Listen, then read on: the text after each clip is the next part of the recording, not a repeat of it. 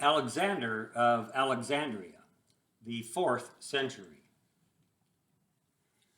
But now, after all this bondage to death and corruption of mankind, God has visited his creature which he formed after his own image and likeness. And this he has done, that it might not forever be the sport of death. Therefore God sent down from heaven his incorporeal Son, to take flesh upon him in the Virgin's womb. And he was made man, just like you, to save lost man, and collect all his sacred members.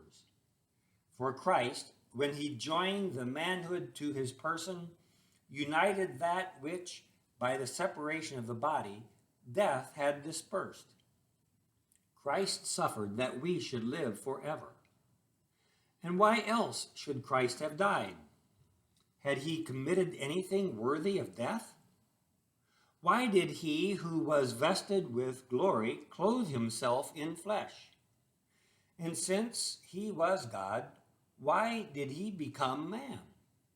Since he reigned in heaven, why did he come down to earth and become incarnate in the Virgin's womb?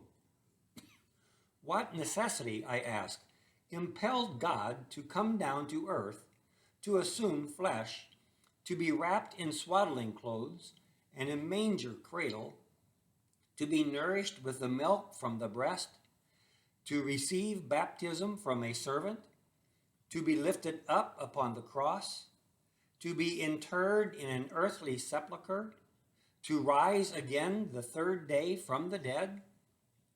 What necessity, I say, impelled him to this? It is sufficiently proven that he suffered shame for man's sake, to set him free from death.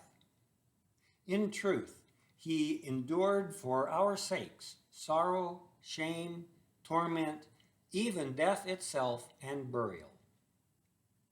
Now, since you have come to earth and have sought for the members of your fashioning, undertake for man who is your own, receive that which is committed to you, recover your image, your Adam. Then the Lord, the 3rd day after his death, rose again, thus bringing mankind to a knowledge of the Trinity.